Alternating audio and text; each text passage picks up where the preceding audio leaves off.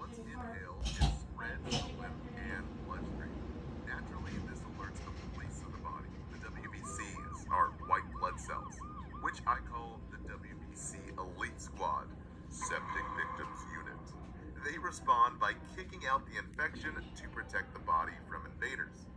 So naturally, plasma B cells of the WBC squad come flying in to help identify the invaders. Like, we identified the foreign invaders. They shoot up the invaders with little name tags called antibodies, sort of like spraying them with identification trackers. These little antibodies help the killer cells, the macrophages and T lymphocytes, to properly identify the infection. So the macrophages typically gobble up the bad guys, kind of like a chubby cop. They love eating up every bad thing. They say, hey guys, I'm just here, to gobble up stuff. Yeah, give them to me. And the killer T cells, also called the T lymphocytes, or natural born killers, my favorite name, but we call him the Mr. T cell from the A squad, who says, I'm here to the fool who invades the body. Now, all these guys work together to try and kill TB, but can't. So they end up quarantining the TB infection into a little granuloma prison, which prevents the TB infection from spreading. Now, this shows up as a little circular dot on a chest x-ray, which helps with the diagnosis of TB. But a little side note here. If a client has decreased immune system or is on immunosuppressants with a suppressed immune system, they will have less WBCs to fight, so less macrophages and less T cells, resulting in our little granuloma dot not being there, which we'll cover in a moment. Now, for the signs and symptoms, these are the key points for the NCLEX and your nursing exams. I would write these down. Number 1 is night sweats. Number 2 is anorexia, or that weight loss. And third, the big one here, is cough and hemoptysis, or basically that blood-tinged sputum. That's probably the biggest NCLEX tip right there. I would write that one down. And next, dyspnea and that shortness of breath, as well as fever and chills. So the memory trick to help you remember this, think TB. T for that terrible cough, specifically key term blood-tinged cough, and B for bad infection, including fever, night sweats, and a really big one here, weight loss. So I'd recommend pausing the screen and writing these down. These key terms love to show up on exams and boards. Now, as mentioned before, TB spreads via the airborne route, so it's priority to ensure that airborne precautions are to be put in place if the patient is suspected to have TB. So use these next memory tricks to help you on your exams. I know droplet and airborne precautions can get a little confusing, so use our memory tricks PIMP for droplet precautions and MTV for airborne precautions.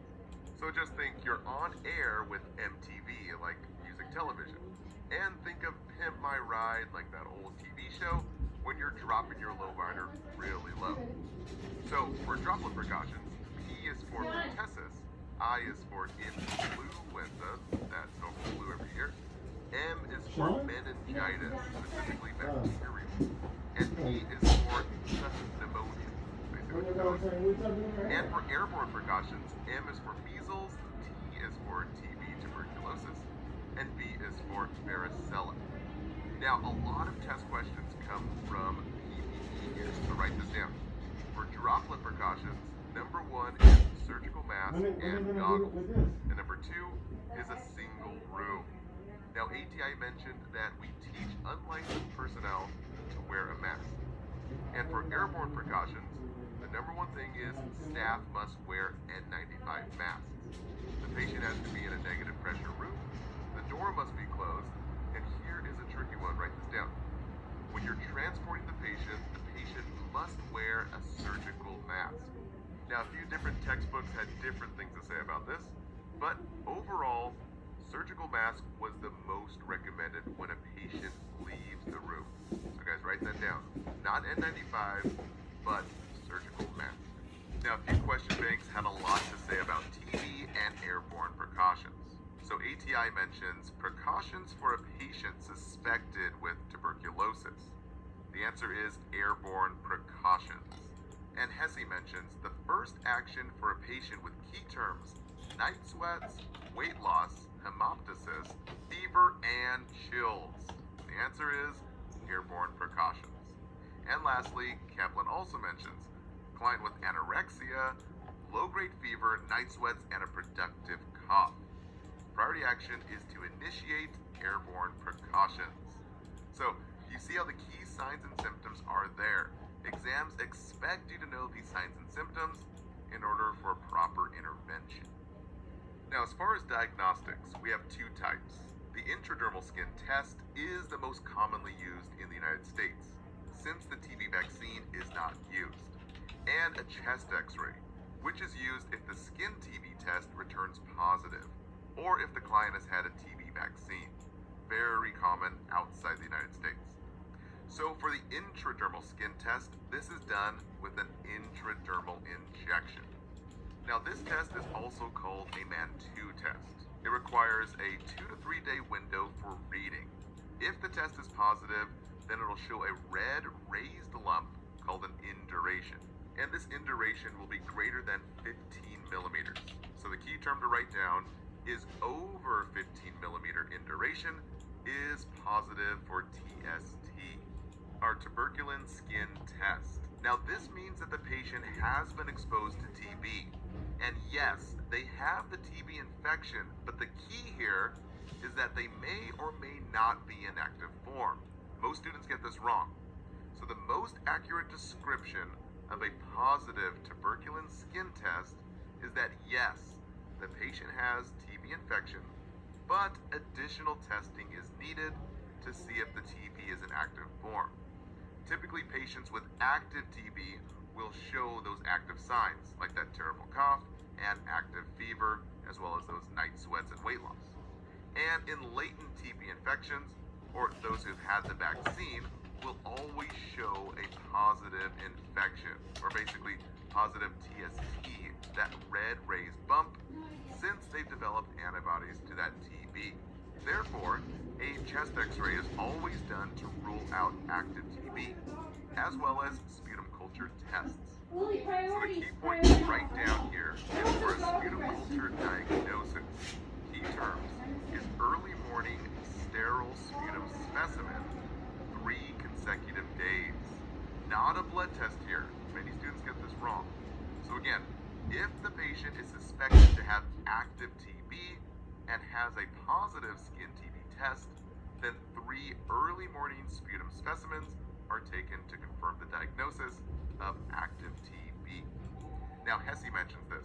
The most accurate description of tuberculosis is most people who become infected with the TB organism do not progress to active disease. And Kaplan mentions the route of administration for a MAN2 test is intradermal. Now, a little side note, as mentioned before, clients who have a low immune system, like the elderly, or even those on immunosuppressants or immunocompromised, they will lack the immune response, typically showing a very small induration. Now, lastly, ATI mentions a few key points. Sputum cultures are taken until 3 negative cultures. The key number there is 3, so just think 3 and you're free. And family members should be tested for TB. These 2 key points love to come up on exams as well as the NCLEX. So to help you here, let's cover the top 5 NCLEX tips as well as pharmacology. First is meds last 6 to 12 months. Guys, it's a long duration. Second is N95 mask is worn at all times. Third is that the family is tested for TB. Number 4 is sputum samples are done every 2 to 4 weeks. And number 5, 3 negative cultures on 3 different days means that you're no longer infectious. Guys, not 1 negative culture. The key number here is 3, and then you're free. All right, guys, that wraps it up for this segment. Don't forget to take your quiz and